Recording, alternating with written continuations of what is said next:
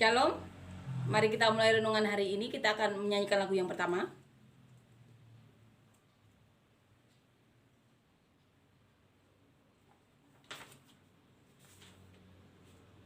Meskipun musuh di depanku, rintangan menghadang langkahku, ku tahu sungguh Engkau bersamaku. Beribu rebah di kiriku, berlaksa di sisi kananku, ku tahu janjimu Engkau bersamaku. Takkan pernah goyah keyakinanku pada dirimu, Yesus Tuhanku. Tiada yang seperti dirimu. Kaulah kuatku, kebanggaanku, gunung batu dan keselamatanku. Kuat tanganmu, perlindunganku.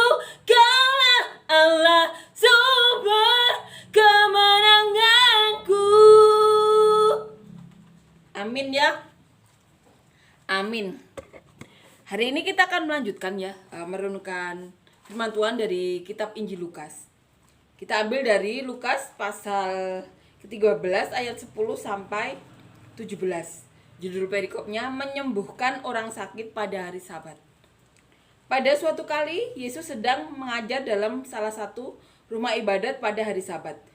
Di situ ada seorang perempuan yang telah 18 tahun dirasuk roh sehingga ia sakit sampai bungkuk punggungnya dan tidak dapat berdiri lagi dengan tegak.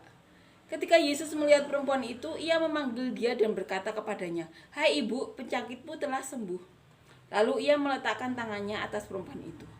Dan seketika itu juga berdirilah perempuan itu dan memuliakan Allah. Tetapi kepala rumah ibadat gusar karena Yesus menyembuhkan orang pada hari Sabat. Lalu ia berkata kepada orang banyak, "Ada 6 hari untuk bekerja. Karena itu datanglah pada salah satu hari itu untuk disembuhkan dan jangan pada hari Sabat." Tetapi Tuhan menjawab dia, katanya, "Hai orang-orang munafik, bukankah setiap hari orang di antaramu melepas lembunya atau keledainya pada hari Sabat dari kandangnya dan membawanya ke tempat minuman? Bukankah perempuan ini yang sudah 18 tahun diikat oleh iblis harus dilepaskan dari ikatannya itu karena ia adalah keturunan Abraham?" Dan waktu ia berkata demikian, semua lawannya merasa malu dan semua orang banyak bersukacita karena segala perkara mulia yang telah dilakukannya. Amin ya. Amin. Perikop ini menulis mengenai suatu peristiwa. Peristiwa di mana Tuhan Yesus menyembuhkan seorang wanita yang telah dirasuki roh ya. Sehingga ia sakit punggung sampai bungkuk selama 18 tahun. Bayangkan. Selama 18 tahun ia dirasuki roh dan membungkuk. Ketika itu Tuhan Yesus melihat perempuan itu dan berkata, memanggil ya, Tuhan Yesus berkata, "Hai ibu, penyakitmu telah sembuh." Tuhan Yesus yang memanggil perempuan itu dan berkata, "Hai ibu, penyakitmu sudah sembuh." Nah, waktu itu ada ini ya, dikatakan di sini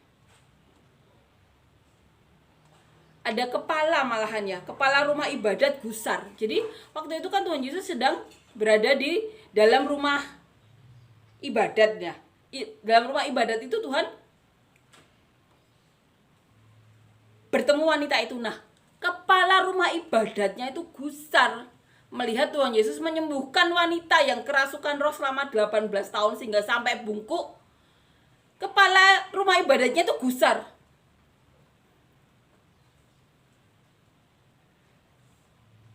Karena menurut kepercayaan mereka kan pada hari Sabat itu tidak boleh melakukan kegiatan. Mereka gusar. Kepala malahan, kepala rumah ibadatnya itu gusar. Mereka seperti memegang peraturannya. Ada 6 hari. Kenapa tidak menyembuhkan pada 6 hari itu? Kenapa harus pada hari Sabat? Apa yang Tuhan Yesus katakan? "Hai orang munafik."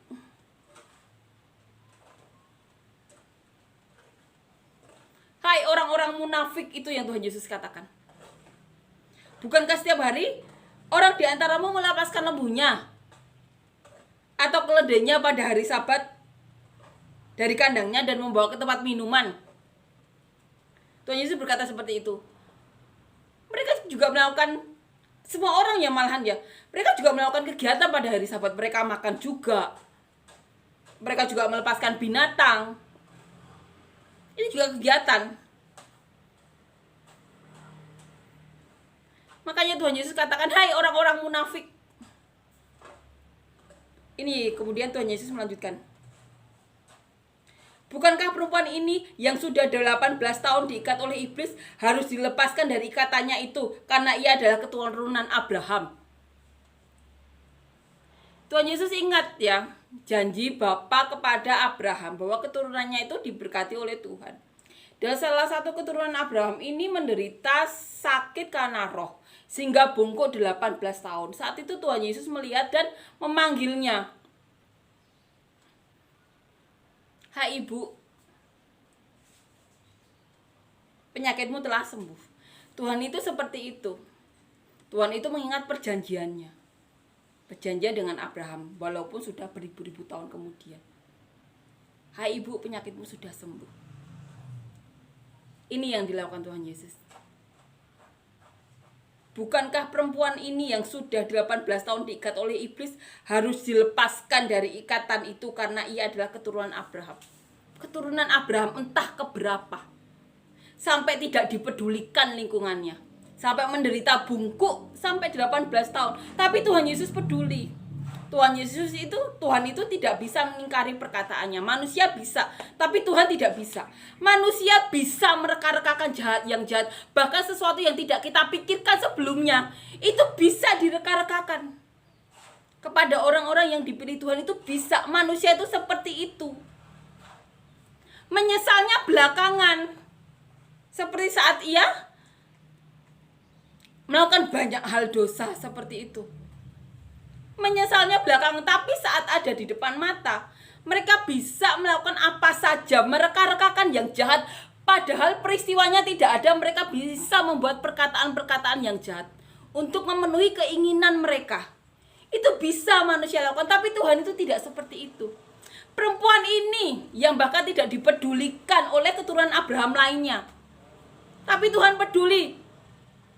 Bukankah perempuan yang 18 tahun ini yang sudah diikat oleh iblis harus dilepaskan karena dia keturunan Abraham? Tuhan itu seperti itu.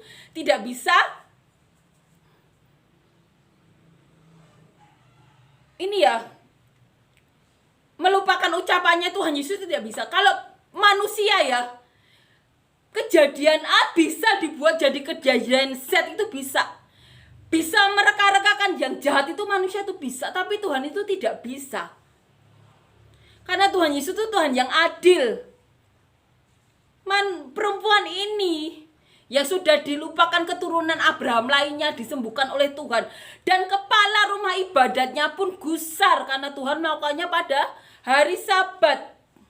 Tuhan menyebutnya apa? Orang-orang munafik. Salah satu kenajisan di mata Tuhan. Salah satu keturunan Abraham yang dilupakan oleh keturunan Abraham lainnya. Tapi Tuhan Yesus tetap ingat. Karena Bapa sudah mengikat perjanjian dengan Abraham. Bahwa keturunannya akan diberkati sampai selamanya. Itu. Manusia itu bisa mereka-rekakan yang jahat. Tapi Tuhan tahu. Tuhan sampai menyebut orang munafik. Itu apa jabatannya? Kepala rumah ibadat. Dan Tuhan menyebutnya orang-orang munafik. Mari kita introspeksi diri kita. Sudahkah kita melakukan seperti Tuhan? Ataukah kita hanya memegang peraturan sampai Tuhan menyebut orang munafik? Coba cek diri kita. Karena orang munafik itu di mata Tuhan itu kenajisan. Coba kita cek diri kita. Amin ya. Mari kita jadi berkat Tuhan. Mari kita pandang Tuhan. Jadi saluran berkat Tuhan. Bertobat. Selama kita masih hidup itu kesempatan buat kita untuk menjadi seperti apa yang Tuhan mau. Manusia itu bisa mereka-rekakan yang jahat. Bahkan saat nubuatan di telinga mereka pun mereka bisa melakukan hal yang jahat untuk memuluskan keinginan duniawi mereka yang sebenarnya sia-sia.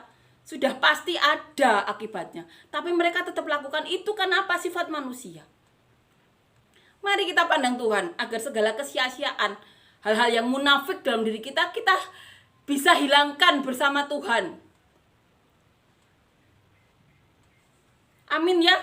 Amin. Suatu peristiwa yang benar-benar mengajarkan kita. Orang yang pura-pura memandang peraturan. Karena sebenarnya orang itu gusar karena Tuhan bisa melakukan apa mujizat di depan orang-orangnya sendiri. Itu kepala rumah ibadat. Kita tahu sendiri kan mereka merancang-rancangan hal yang jahat kepada Tuhan.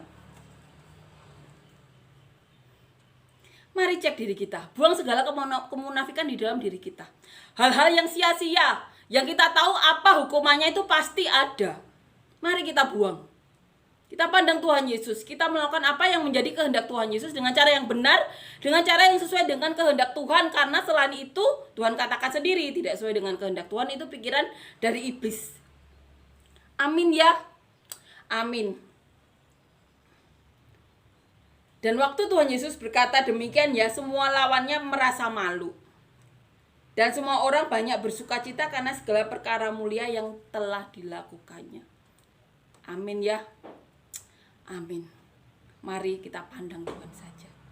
Melakukan apa yang menjadi kehendak Tuhan saja. Agar kita menjadi berkat sampai kesudahannya. Amin ya. Amin.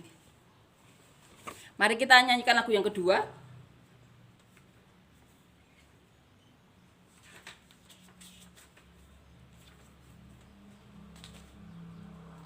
Roh Kudus tercurah di tempat ini, urapannya yang ajaib memulihkan umatnya. Roh Kudus tercurah bagi gerejanya, membangkitkan umat pilihannya. Hari inilah harinya Tuhan, saat pembebasan tiba. Belenggu dosa telah dipatahkan. Mari bersorak bagi Dia. Anggur baru tercurah, penuhi umatnya dengan sukacita. Minyak baru tercurah, urapi umatnya, nyata kuasanya. Amin ya. Amin. Puji Tuhan. Amin.